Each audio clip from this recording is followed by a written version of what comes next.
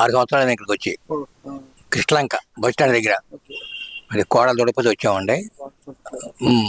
6 సంవత్సరాలు బట్టి వీళ్ళు ఫ్రీగానే భోజనం పెడుతున్నారు. డబ్బులు తీసుకోవాలి, కౌంట్లు అని డబ్బులు తీసుకోవట్లే. అలా ఉండవయ్యా చూద్దాం అని అన్నారు. అట్లాగే ఉంటాం, జరుగుతూ ఉంది. మరి మీకు ఇక్కడ వచ్చిన తర్వాత మీకు ఎలా అనిపిస్తుంది? మీ పిల్లలు ఎందుకు చూడలేకపోతున్నారు? మీకు ఇప్పుడు మీ పిల్లలు కానీ మీ మీ మిస్సెస్ కానీ వాళ్ళు ఉంటారు కదా. భార్య చనిపోయిందండి.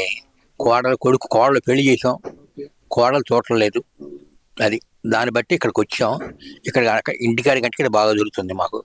రోజు 4 రకాల భోజనాలు, 4 రకాల కూరలు, 6ంటికి టీ, 8 టిఫిను, ఏమండి మళ్ళీ 12ంటికి భోజనం, 4ంటికి టీ, రాత్రి 8ంటికి భోజనం.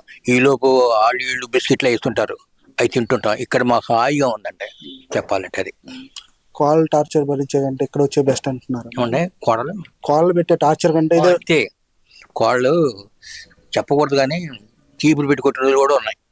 ఇంకేం చెప్పంటారు అంతకంటే. అన్నం పెట్టి మధ్య కూర ఎగరేసేది కాదు, తింటే పోతే పోమని. అది అక్కడక్కడ చాటుకుండా పచ్చళ్ళు తీసుకొచ్చి పెట్టుకుని తీసుకొచ్చి తినేవాళ్ళు, అంత పచ్చడి వేసుకుని. అదండి ఇక్కడ 4 రకాల కూరలు. టైం చాలా బాగా దొరుకుతుంది ఇక్కడ. మటుకి అందరికి ఎవరికి ఏం లొట్లేదు. డబ్బులు లేకపోయినా ఉన్న బట్టలు అసలు ఎవరు డబ్బులు అడగరాళ్ళు. అది ఇస్తే తీసుకుంటారు, లేకపోతే లేదు.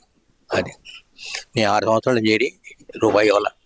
అది ఇప్పుడు మీరు మీ పిల్లలు చూసేదానికంటే ఇప్పుడు ఇక్కడే బాగుంది అనిపిస్తుందా మీకు? చాలా బాగుందండి. పండగ వచ్చినా ఏది వచ్చినా మాకు బాగా దొరుకుతాయి. ఈ రోజు రూపాయి ఇవ్వలేదు. అన్ని కొబ్బరి డబ్బాలు కానీ పేస్ట్లు కానీ అన్ని వాళ్ళే ఇస్తారు. బట్టలు కూడా వాళ్ళే చెప్పాలంటే. అది అలా ఉంటుంది. ఇప్పుడు మీరు సంపాదించిన ఆస్తి మొత్తం కొడుకులకి ఇచ్చారు కదా, వాళ్ళ దగ్గర రానివ్వట్లేదా? కొడుకులు కూడా రానివ్వరు. గట్టిగా అంటే నా కోళ్ళు నాకు చేపుచ్చుకుని కేసు పెడతానంది. ఇంకేం చెప్పంటారు ఎరబడితే. ఇదేంటమ్మా అంటే ఉంటే ఉండు, లేకపోతే చచ్చిపో నాకు అనవసరం, చేపట్టడం కేసు పెడతానంది. ఇంకేం చెప్పండి. ఇక్కడ ఉంటూ మొత్తం పోలీసులు కాళ్ళు చేతి ఎరగొట్టి ఏంటి అంటే చెప్పండి. అది